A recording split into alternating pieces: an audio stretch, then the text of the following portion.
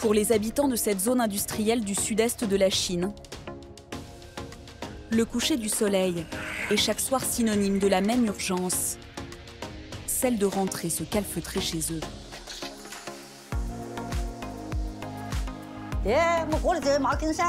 Tous les soirs, je prends ce torchon. Je ne dois pas perdre de temps. Je le mouille bien partout, jusqu'à ce qu'il soit parfaitement imbibé. Puis, je le mets sur mon visage, comme ça. Ne reste pas là, toi. Reste pas là. Cette dame de 72 ans va maintenir ce tissu sur son visage toute la nuit. Ça aide à respirer, car l'usine va bientôt dégazer. La nuit, elle relâche ses fumées toxiques. Il faut faire vite. La vieille dame barricade sa maison.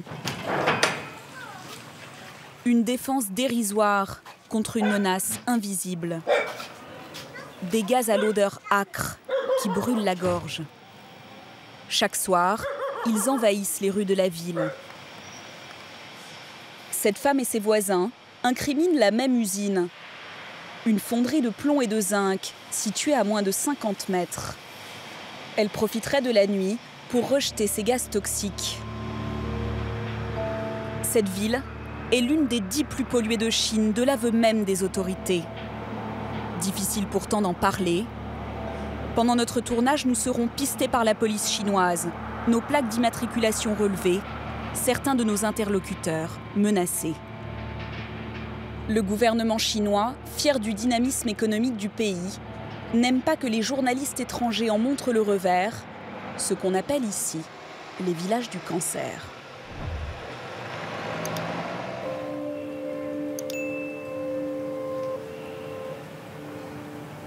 Les habitants de Qingshuitang ont vu s'installer les premières usines il y a 60 ans, lors du Grand Bond en avant. À l'époque, Mao veut rattraper le retard industriel de la Chine à grande vitesse. Jusqu'à 120 usines s'implantent autour du village.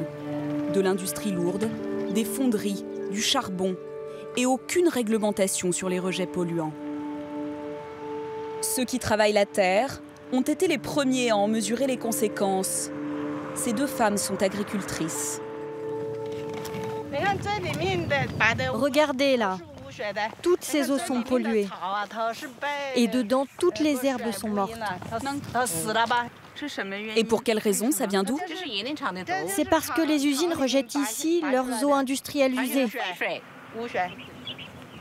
Aujourd'hui, une vingtaine d'usines tournent encore.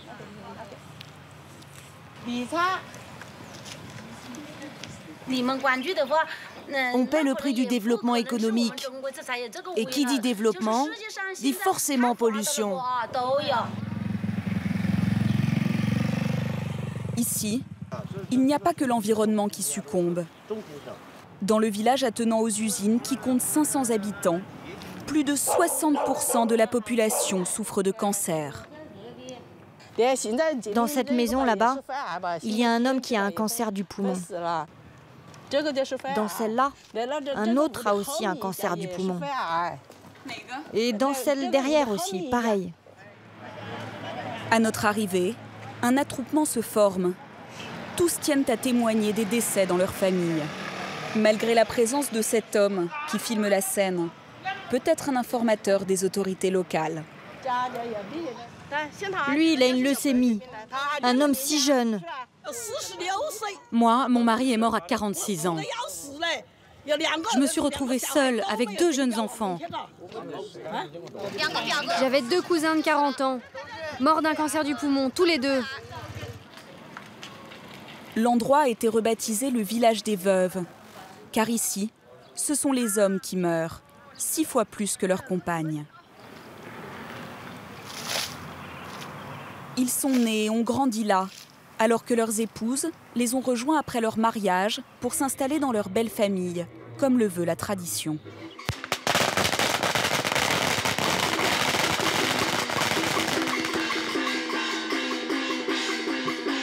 En Chine, des pétards accompagnent les funérailles pour chasser les mauvais esprits.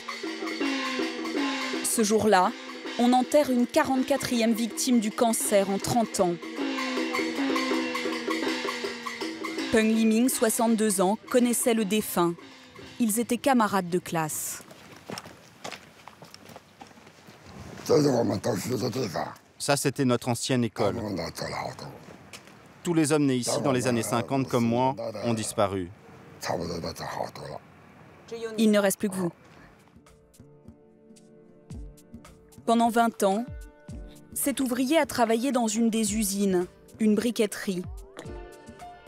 Aujourd'hui, il est en phase terminale d'un cancer du poumon. Il n'y a aucune sécurité sociale en Chine. Sa maigre retraite de 180 € par mois suffit à peine à financer ses soins. Peng a dû renoncer à entretenir sa maison qui tombe en ruine, à 10 mètres seulement de la fonderie, qui continue de dégazer tous les soirs, jusque dans sa cour. Que contient l'air ambiant? Nous avons contacté l'usine mise en cause par les habitants. Il faut habituellement des mois pour obtenir une réponse. Cette fois, l'usine a immédiatement accepté de nous recevoir, comme si notre visite était attendue. 7000 ouvriers travaillent ici. Ce groupe est le 3e fournisseur de zinc au monde. Il approvisionne notamment les États-Unis et l'Europe. Ces cuves contiennent du liquide pour purifier le zinc. Le vice-directeur nous fait la visite en voiture. Cette fonderie, bâtie en 1956, s'étend sur 173 hectares. Pendant 50 ans, elle a rejeté ses déchets dans l'air et les eaux sans aucun contrôle. Mais en 2005, face à l'explosion catastrophique du nombre de cancers, le gouvernement a exigé qu'elle se modernise. Cette usine est une vieille usine. Là, par exemple, vous avez des sites démontés. Nous avons dépensé plus de 440 millions d'euros pour améliorer nos technologies et nous ne rejetons plus de déchets à l'extérieur. Pour nous prouver que les eaux rejetées par l'usine sont de bonne qualité, il a un argument infaillible. Nous utilisons un système de purification d'eau venu des États-Unis. Cette eau est si pure que l'on peut même y élever des poissons rouges.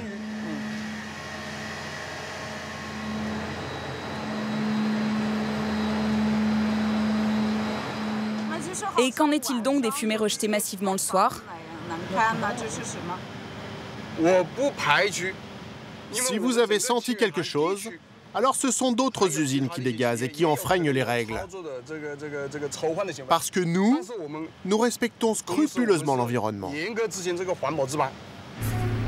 L'usine respecte-t-elle les normes? D'où proviennent les gaz qui empoisonnent chaque nuit le village des Veuves? Les contrôles sont gérés par la direction de la protection de l'environnement, installée dans la grande ville voisine de Zhuzhou.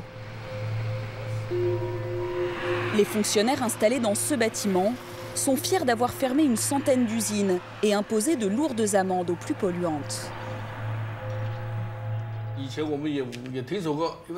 Oui, nous étions au courant qu'il y avait une forte odeur la nuit. Mais comme nous ne sommes pas parvenus à trouver la source de cette pollution, on n'avait pas assez de preuves pour désigner des responsables. Mais puisque vous me dites que l'usine de zinc émet aujourd'hui plus de fumée la nuit que le jour, alors on va renforcer les contrôles. Et on punira l'usine dès qu'elle émettra de la fumée discrètement. Peu de moyens, mais a priori une volonté d'agir. Difficile de savoir si ce responsable est sincère. En fait, les autorités semblent dépassées. Incapables de maîtriser la pollution, il y a 4 ans, elles ont promis une mesure drastique, l'évacuation totale du village des Veuves. Mais depuis, seules 80 familles ont été déplacées. 982 attendent toujours. Il y a quelques mois, les Veuves ont envahi le siège du gouvernement régional. Elles ont filmé leur exaspération. C'est de pire en pire. On s'empoisonne de plus en plus. On vous a déjà dit tout ça l'an dernier, et les gens continuent de mourir. Face aux veuves, les autorités admettront que le projet de relogement est retardé faute d'argent. Vous ne pouvez pas nous dire qu'il faut qu'on attende encore 3 ou 4 ans. Ces 3 derniers mois, non, ces 2 derniers mois, 18 nouvelles personnes sont mortes. D'ici à ce que vous ayez résolu le problème, dans 3 ou 4 ans, combien vont encore mourir? Les autorités chinoises ont fini par reconnaître en 2013 qu'il y aurait près de 460 villages du cancer dans le pays. Des mesures sont prises pour secourir ces zones empoisonnées par l'industrie. Mais à 150 km de là, dans le village de Heshan, derrière la carte postale rurale et bucolique, il est déjà trop tard. Au centre de ce village de 1500 habitants, des pelleteuses. Un programme de dépollution pour tenter d'effacer les traces d'une vaste usine de production d'arsenic.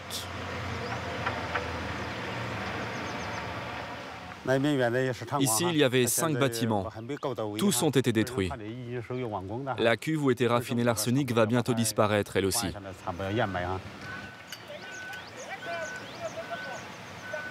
Tang Shengyong, 46 ans, est le chef du village. Il est sceptique face à cette dépollution mise en œuvre sans aucune protection. Nous, on ne ferait pas ce boulot. Les ouvriers, là, ils viennent d'autres provinces. Donc ils ne connaissent pas les dangers. Non. Nous, même en manque d'argent, on ne ferait pas ça. L'usine, propriété de l'État, a été construite dans les années 50, à proximité de la plus grande mine de Realgar d'Asie. C'est le minerai dont on extrait l'arsenic, une substance chimique utilisée pour conserver le cuir, comme herbicide, mais aussi plus ironiquement dans certains traitements contre le cancer. La mine a été fermée en 2011, mais les résidus d'arsenic se sont répandus sur 35 km². Ils continuent d'empoisonner tous les cours d'eau et les terres alentours.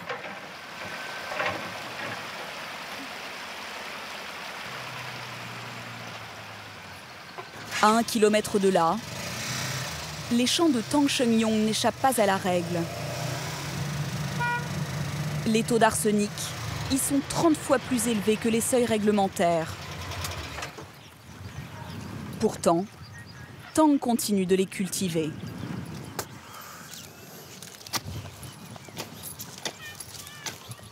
On doit bien survivre et manger.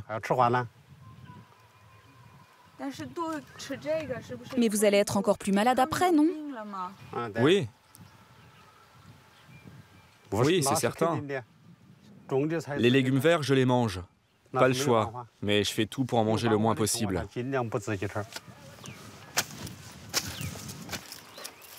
Avec sa femme, ils font aussi pousser des maïs.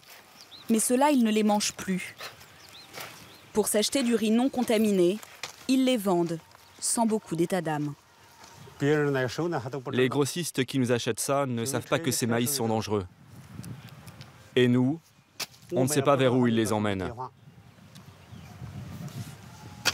Tang connaît pourtant les conséquences de l'intoxication à l'arsenic, et notamment la plus grave d'entre elles, le cancer. Il y en a 15 fois plus ici que dans le reste de la Chine. La maladie a déjà tué 630 habitants du village, soit plus du quart de la population. Gong Zhaoyuan est un ancien salarié de la mine. Il a développé un cancer de la peau il y a 5 ans.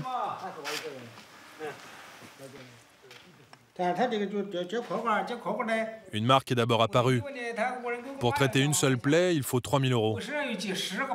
J'en ai des dizaines comme ça sur le corps. Ça nécessiterait au moins 100 000 € pour me soigner. Et je n'ai pas cet argent. Ces traitements coûteux permettraient de le guérir. Mais Gong Zhaoyuan vit seul, avec 24 € de retraite mensuelle.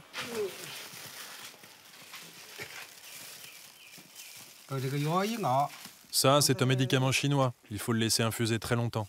C'est le seul traitement qu'il peut s'offrir. De la médecine traditionnelle qu'il prend scrupuleusement tous les soirs. Des copeaux de bois dilués dans de l'eau chaude.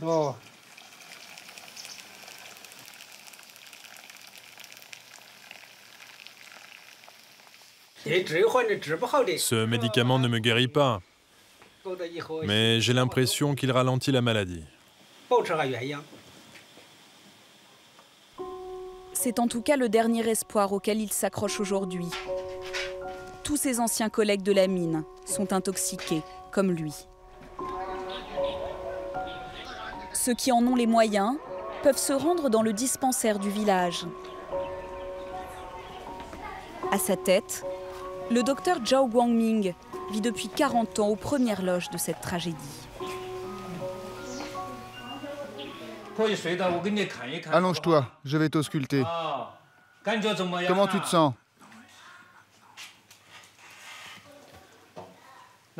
Allonge-toi comme ça, ouais, comme ça. Lui, il est intoxiqué à l'arsenic. Vous voyez, il a des petites taches blanches partout. Zhao était le médecin de la mine. Quand il prend ses fonctions en 1977, il constate que les 1000 salariés sont tous intoxiqués à l'arsenic. Certains commencent déjà à mourir de cancer. Ils ont entre 30 et 50 ans.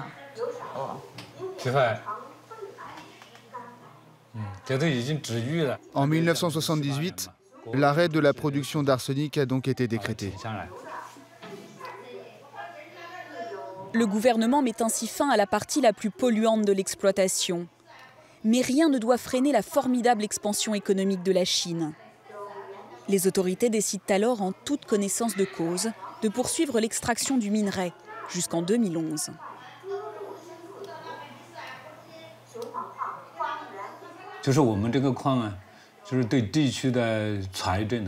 Cette mine permettait à la région de gagner beaucoup d'argent.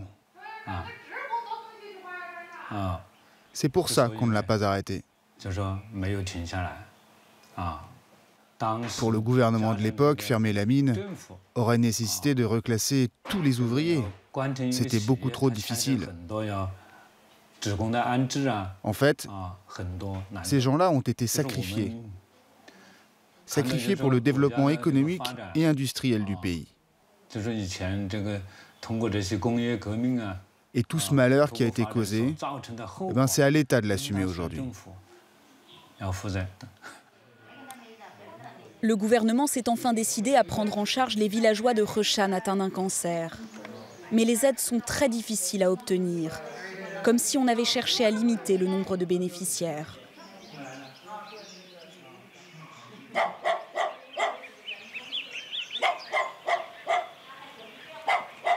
Wen Jin-e est l'une des 17 malades à toucher une indemnité. Mais elle a dû payer de sa poche une biopsie, 6 mois de retraite, pour prouver qu'elle avait un cancer. Ça doit être là-dedans. L'aide de l'État, 1 400 €, est insuffisante pour le traitement. Ici, on l'a baptisée l'aide à la sépulture. Rien que pour se faire opérer du cancer, ça coûte 3 fois la subvention. C'est loin d'être suffisant et je ne serai pas plus remboursée.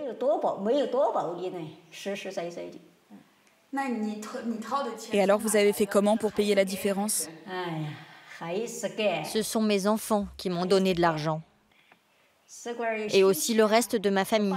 Mon père, mes grandes sœurs, mes petites sœurs, mes frères. Tout le monde a contribué. En 2011, Wen s'est fait opérer de son cancer du col de l'utérus.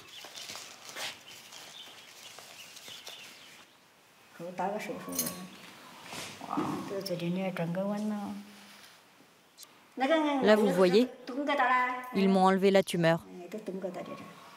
Une rémission de courte durée. Après l'opération, j'ai des taches qui sont apparues partout et qui me grattent très fort. Des petites taches blanches. Des petites taches blanches, sans doute le signe d'une intoxication à l'arsenic. Depuis 3 semaines, Won vit seule. Son mari, qui a travaillé pendant 30 ans à la mine, vient d'être hospitalisé pour un cancer du poumon. Ça, c'est des pétards. Quand quelqu'un meurt chez nous, il faut jeter des pétards. On brûle aussi du papier pour les morts. C'est comme si on leur envoyait de l'argent. Mais pourquoi avez-vous préparé tout ça? Votre mari est toujours vivant. Oui, mais il va mourir. C'est pour lui dire adieu. Pour échapper à cette intoxication à l'arsenic inévitable, unique solution, fuir. Ses enfants et petits-enfants ont tous quitté le village. Seuls les derniers malades vivent encore ici. Roshan sera bientôt une ville morte. Officiellement, aucun chiffre ne permet de connaître le nombre de victimes des villages du cancer.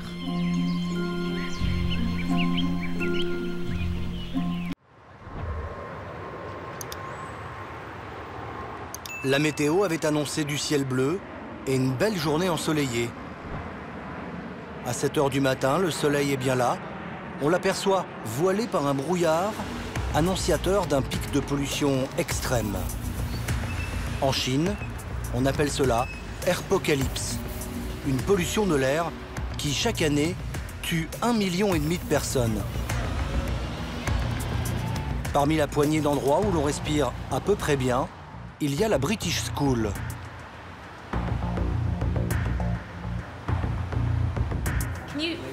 Vous pouvez vous asseoir une seconde, s'il vous plaît?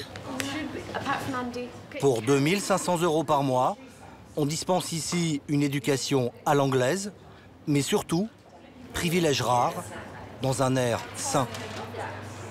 Chaque matin, une employée se connecte sur le site de l'ambassade américaine qui, heure par heure, communique le taux de particules fines, des polluants microscopiques en suspension dans l'air qui peuvent provoquer des cancers. Ce matin, le taux affiche 288 par mètre cube d'air. Quand le taux dépasse 200, les élèves de primaire ne sont plus autorisés à jouer à l'extérieur. Au-delà de 300, on sort le drapeau rouge. Tous les élèves doivent alors rester confinés et toutes les activités se font en intérieur. 1 heure plus tard, les drapeaux sont au rouge. Le taux de pollution vient de dépasser les 300. Par comparaison, à Paris, on déclenche la circulation alternée à 80. Les purificateurs d'air qui équipent les classes du sol au plafond sont mis en position maximale. Pour ne pas interrompre les cours de sport, on a installé un dôme gonflable d'air purifié. Coût de l'opération, 1 million €. Allez les enfants, levez-vous tous et montrez-moi comment vous sautez pour atteindre l'autre côté. Mettez les mains au sol. À l'intérieur, l'air est nettoyé grâce à cette machine, un filtre géant qui fonctionne jour et nuit. Cela ressemble à de la science-fiction, mais à Pékin, c'est une réalité. La pollution atteint des taux dangereux pour la santé, plus de 6 mois par an. Aujourd'hui, c'est l'équivalent de l'espace fumeur d'un aéroport. Ici, quand on se réveille, on regarde les applications sur les smartphones pour savoir comment est la qualité de l'air et savoir ce qu'on va pouvoir faire dans la journée. Ça fait partie de notre vie. À Pékin, il existe 4 dômes d'air purifié pour protéger les élèves. Tous sont réservés à des enfants d'expatriés.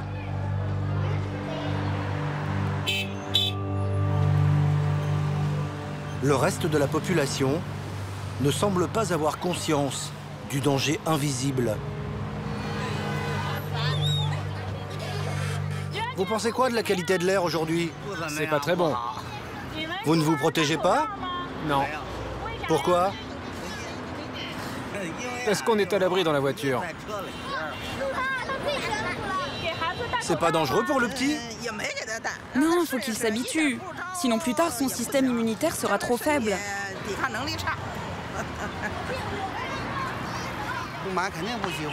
Quand l'automne arrive, la pollution devient grave. Pour se protéger, il faut boire de l'eau et manger beaucoup de poires. Cancer, AVC, maladie cardiaque. 4000 Chinois meurent chaque jour à cause de la pollution.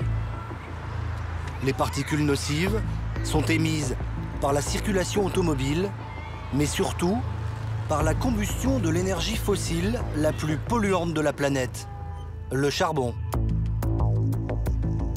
En Chine, cette énergie bon marché permet de se chauffer, de produire de l'électricité, de faire tourner les usines. Le charbon empoisonne, mais sans lui, l'Empire du Milieu ne serait pas devenu la deuxième puissance économique mondiale.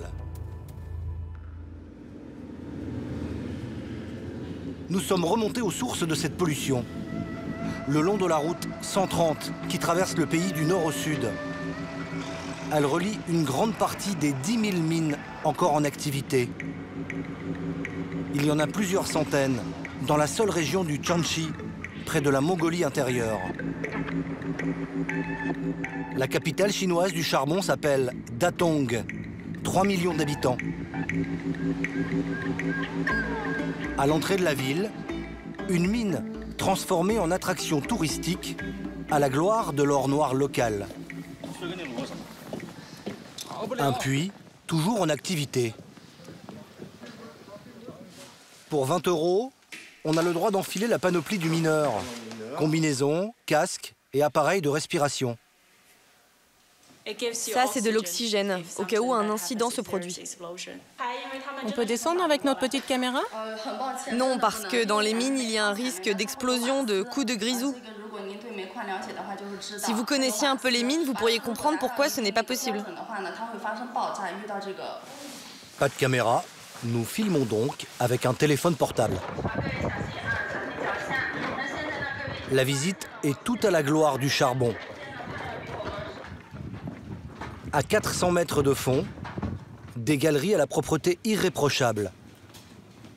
Sur les murs, des slogans à la gloire du président Mao. C'est lui qui, le premier, a fait le pari du tout charbon et transformé les mineurs en héros de la révolution industrielle. Notre charbon est d'excellente qualité. Il est très calorifique et contient peu de poussière. Allez-y, vous pouvez même vous servir et prendre un morceau en souvenir. Du charbon qui coûte moins cher que le gaz et moins cher que le pétrole. Depuis 30 ans, la Chine est le premier producteur de la planète. À elle seule, elle produit autant que le reste du monde. Tout est automatisé et les ouvriers n'ont plus qu'à appuyer sur des boutons, des leviers, pour opérer le mécanisme. Ce système fonctionne très bien et en toute sécurité.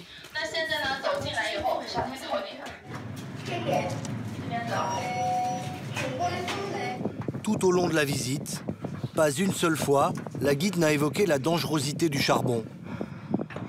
Pour la population, comme pour les mineurs eux-mêmes.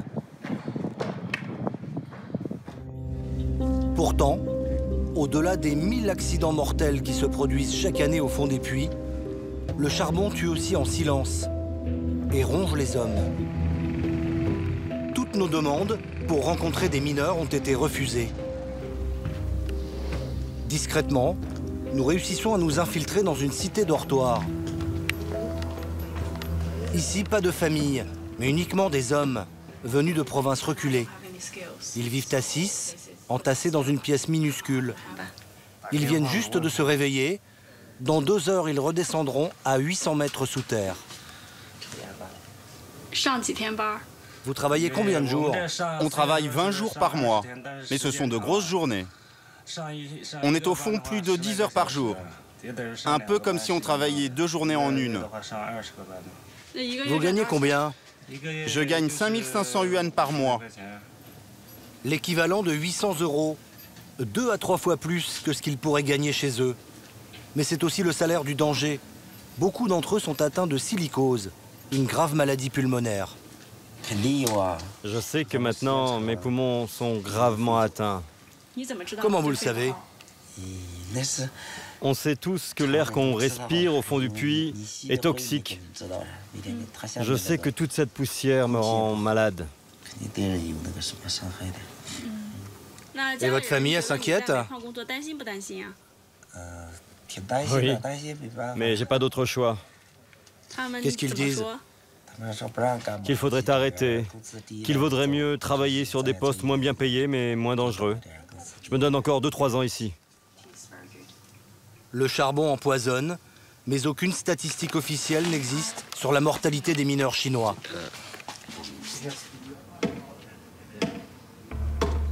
Dehors, le gardien du camp est en train de prévenir les autorités de notre présence.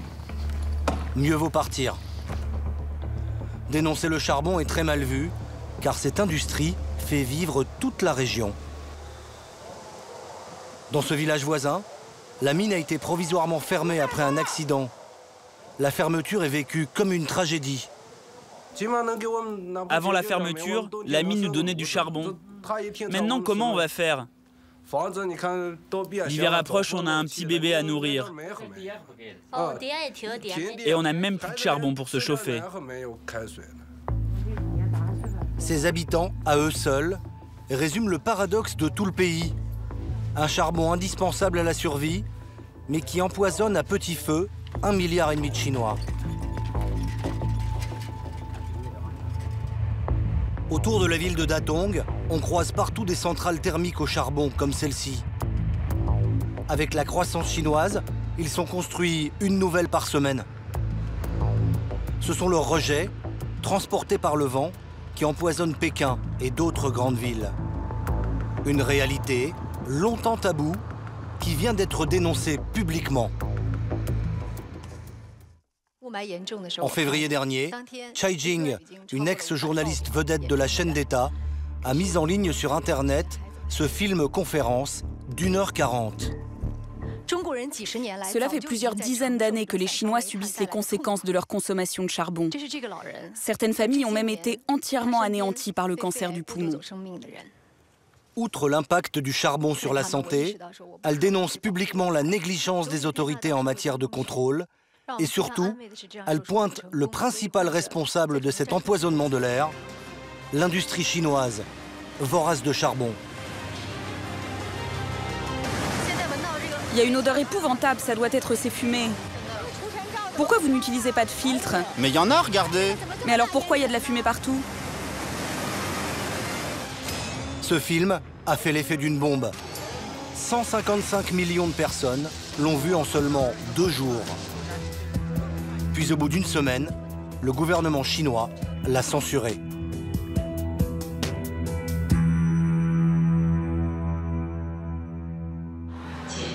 Mais l'ex-vedette de la télé chinoise n'est plus la seule à dénoncer la pollution. À la gare de Pékin, nous avons rendez-vous avec Zhao, 32 ans, ancien fonctionnaire du ministère de l'Environnement. Il a démissionné pour un travail beaucoup plus risqué, celui de militant dans une ONG écologiste. Une fois par mois, il part enquêter dans les zones les plus polluées du pays pour dénoncer les responsables, accompagné d'Abei, sa photographe. Certains de leurs clichés, publiés sur Weibo, le Facebook chinois, ont provoqué des scandales et même la fermeture de certaines chaînes de production. Aujourd'hui, l'activiste se rend à Handan, dans la province du Hebei, une ville qui détient un triste record. Dans la liste des 74 villes les plus polluées de Chine, Handan a été classée première pendant 2 mois cette année. Donc pour nous, cette ville est un point d'observation de première importance.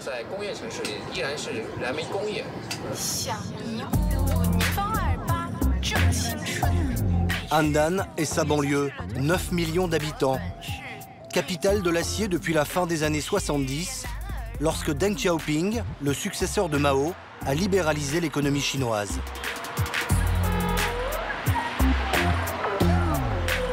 Zhao et Abei vont faire le tour des usines le plus discrètement possible, car ici, toute enquête sur la pollution est strictement interdite par les autorités. Plusieurs de leurs collègues ont déjà été arrêtés par la police et passés à tabac. On dirait qu'on ne peut pas aller plus loin. Sinon, on empiète sur le site de l'usine. Et si on essayait quand même de rentrer? Si on nous demande rien, on y va. T'en penses quoi? Ok, allons-y. Regarde cette fumée. Elle a une drôle de couleur. De là, on voit bien. Vas-y, prends des photos.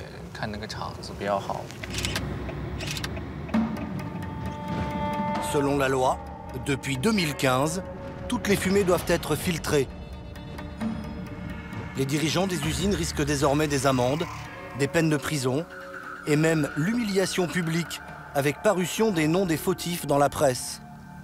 Malgré ces sanctions, Zhao est persuadé que beaucoup d'usines n'appliquent pas la loi.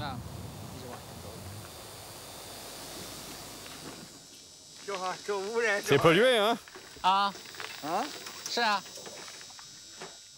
C'est bien l'acierie Wenfeng qu'on voit là-bas? Oui, c'est ça. Et ça se passe comment au niveau de la pollution? En fait, c'est le soir où c'est le plus pollué. Ils continuent à travailler toute la nuit. Et c'est à ce moment-là qu'ils envoient le plus de fumée. Si la fumée devient noire, ça veut dire qu'il y a un problème. Et ça devient dangereux pour votre santé. L'activiste doit s'approcher au plus près pour faire quelques prélèvements de boue. Puis, il mesure la qualité de l'air avec un détecteur de particules fines. L'appareil mesure les PM2.5, des polluants invisibles à l'œil nu, mais particulièrement toxiques pour les poumons. Le compteur affiche 30 particules par mètre cube d'air, un taux étrangement bas. Les usines évitent de relâcher des fumées noires dans la journée. Elles se méfient, mais vous allez voir, elles attendent la nuit pour relâcher toutes leurs vapeurs toxiques. Selon Zhao, par souci d'économie, ces usines refusent d'investir dans des productions propres. Pour les confondre, il suffit maintenant d'être patient.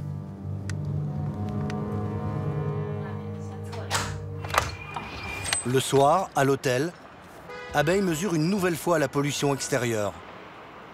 Et là, le compteur s'affole. Le taux de particules fines est passé de 30 à 295.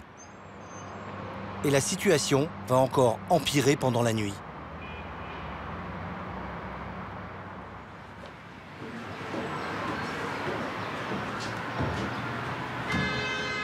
C'est du toit de l'hôtel que Zhao va constater la gravité de la situation le lendemain matin. Le compteur affiche 418. À Paris, la moyenne annuelle est de 20. 418, c'est le chiffre le plus élevé que j'ai constaté dans cette ville. C'est une pollution très grave. Avec un tel taux, toute activité extérieure est à proscrire. Les gens ne devraient même pas sortir de chez eux. Un chiffre qui prouve que les usines continuent de polluer pendant la nuit. S'exposer toute une journée à autant de substances toxiques dans l'air équivaudrait à fumer une vingtaine de cigarettes. Pourtant, les rues sont pleines. Seuls quelques rares cyclistes portent un masque. Une protection qui ne retient que 30% des particules, les plus grosses. Pour en savoir plus, nous contactons le directeur de l'une des aciéries suspectées d'avoir craché ces fumées noires pendant la nuit. Bonjour, on est des journalistes français. On voudrait vous rencontrer, visiter votre usine. Vous avez l'autorisation de faire ça? C'est quoi ce reportage? C'est sur l'environnement, la pollution. Des gens ont vu des fumées noires qui s'échappaient le soir. Vous pouvez expliquer ça? Si vous avez des questions, allez voir les autorités. Nous avons sollicité plusieurs fois les autorités. La veille de notre départ, on nous propose de découvrir ce qui serait la solution contre tous les problèmes de pollution. Cela s'appelle le charbon propre. On nous donne rendez-vous dans la province du Shandong, à 600 km de Pékin. Une voiture officielle nous emmène dans une zone industrielle flambant neuve.